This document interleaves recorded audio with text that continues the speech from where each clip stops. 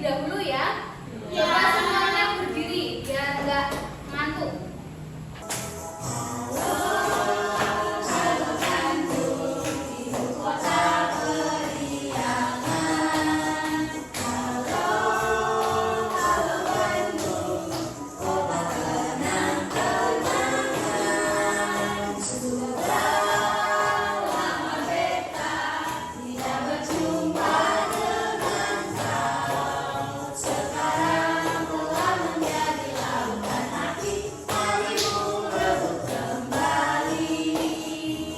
Boleh duduk kembali ya. Terima kasih guru. Tahu kita hari ini akan belajar tentang apa? Tidak.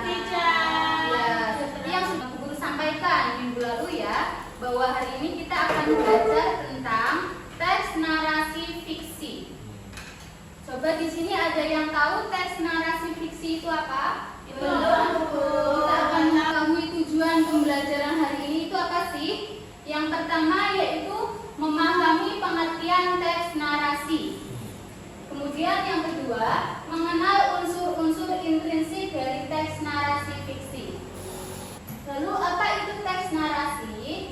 Yaitu teks yang menceritakan suatu peristiwa secara utuh. Teks narasi bertujuan untuk menghibur atau memberikan informasi. Kemudian unsur-unsur intrinsik yang ada pada teks narasi fiksi. Yang pertama itu apa? Tokoh itu apa? Orang. Ya, orang atau hewan yang terlibat dalam cerita ya. Kemudian yang kedua, watak. Watak itu sifat atau karakter tokoh ya. Kemudian yang ketiga yaitu latar. Latar adalah tempat dan waktu terjadinya peristiwa. Lalu selanjutnya ada alur, rangkaian peristiwa dalam cerita, dan terakhir tema atau ide pokok cerita. Nah, guru di sini ada contoh teks narasi fiksi. Judulnya yaitu Si Jagoan Cilik dan Pohon Ajaib. Coba siapa yang mau membaca teks narasi ini? Aku. Ya, Mbak Iren, silakan. Si Jagoan Cilik dan Pohon Ajaib. Di sebuah desa kecil hiduplah seorang anak bernama Bima. Suatu hari Bima menemukan sebuah pohon yang aneh di hutan. Pohon itu bisa berbicara. Pohon tersebut meminta bantuan Bima untuk menyelamatkannya dari kekeringan yang melanda hutan. Selanjutnya, Si Jagoan Cilik dan Pohon Ajaib. Bima dengan keberaniannya mencari cara untuk mengalirkan air ke pohon itu dan menyelamatkan pohon ajaib tersebut. nah dari cerita tersebut, coba sebutkan tokoh-tokoh yang ada pada cerita tersebut. Bima. Nah, Terus ada pohon ajaib. Pohon Ajaib, ya betul. Ada teman-temannya Bima. Ada teman-temannya Bima. Terus apa yang dilakukan Bima untuk menyelamatkan pohon tersebut? Mencari cara untuk mengalirkan air Ke pohon. Di mana cerita itu terjadi? di hutan. Lalu apa pesan moralnya dalam cerita tersebut? Kita harus berani, Bu. Harus berani, Saling menolong. saling menolong, Cinta lingkungan. Menjaga hutan. Cara menarik kesimpulan dari teks narasi. Setelah akan dibacakan teks narasi secara menyeluruh, pahami jalan cerita, tokoh, dan peristiwa yang terjadi. Kemudian identifikasi unsur-unsur intrinsik dalam cerita, tokoh, latar, alur, dan amanat.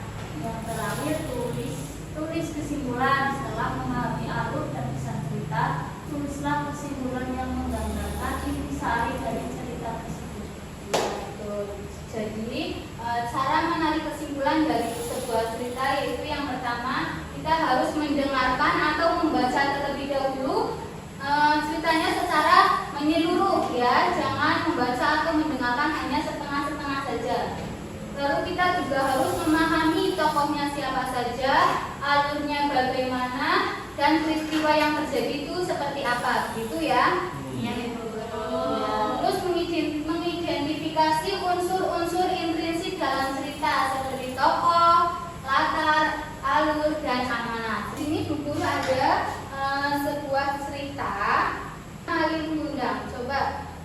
ada yang pernah mendengar cerita Malin Kundang?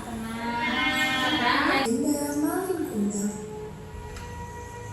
Alkisah di pesisir pantai hiduplah seorang ibu dan anak laki-laki bernama Malin Kundang. Sejak suaminya meninggal, ibu Malin bekerja keras untuk menjadi tulang punggung keluarga. Selamat pagi Malin, ibu pergi berjualan ikan dulu ya nak. Malin boleh ibu bantu. Tentu saja. Malin kecil memang sangat rajin. Ibu masih kecil, Malin sangat pandai dalam berdagang. Bu, saya mau beli 1 kilo ya ikannya. Saya juga 1 kilo ya bu. Iya, sebentar ya bu. Sampai jumpa ibu. Sampai jumpa anakku. Ibunya selalu merindukan anak seminta wayangnya. Ia selalu teringat dengan Malin saat melihat lautan. Malin, apa kabar kamu?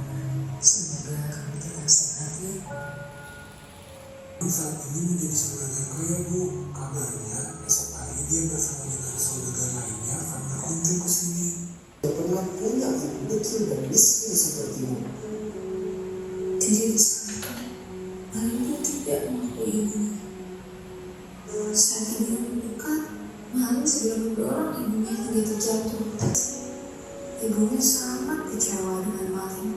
Ia segera mengangkat tangannya untuk berdoa. Jika dia dengan anakku, tolong berikan keadilanmu. Kapal yang membawa Malin terombang-ambing oleh jatuhnya, hingga membuat Malin terpental jauh ke sebuah pulau. Tak lama seluruh tubuhnya menjadi kaku dan tidak bisa digerakkan sama sekali. Ibu, tolong Malin bu. Coba Bu Guru mau tanya, cerita Malin Kundang ini cerita rakyat dari daerah mana ya? Sumatera Barat. Melihat tayangan video tadi, sekarang kalian Bu Guru kasih tugas untuk mengerjakan LKPD ini ya. Kalian mengidentifikasi tokohnya siapa saja, lalu alurnya bagaimana dan wataknya bagaimana. Seperti itu ya. Ya Bu Guru. Silakan dikerjakan.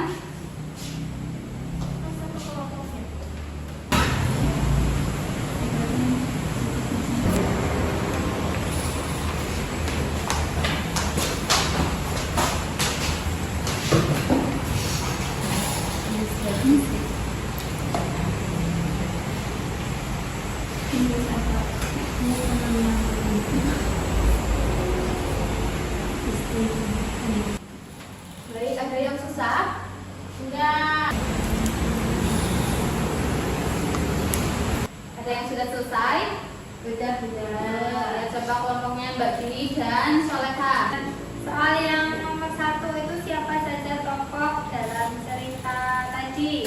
Nah, di sini itu tokohnya ada Malin, Ibu Malin, terus ada teman-temannya Malin. Betul. Wow. Jempol kanan, jempol kiri. Wow. Itu tokohnya Malin Kundang ya Bu, sama seorang jenderal ibunya. Siapa saja tokoh dalam cerita di atas? Malin Kundang, ibunya Malin Kundang, terus temannya Malin Kundang yang saudagar itu tadi Bu. Sudah terasa ya, sudah 2 jam pembelajaran kita lalui. Coba tadi sudah belajar apa saja ya? Teks Teks narasi. Teks narasi itu apa? Lalu unsur-unsur intrinsik teks narasi apa saja coba? Kata, alur, latar belakang. Karena waktunya sudah selesai, kita tutup pembelajaran hari ini dengan berdoa ya. Berdoa. Mas Rizal memimpin doa. Ya, untuk mengakhiri pelajaran pada hari ini kita berdoa membaca Alhamdulillah.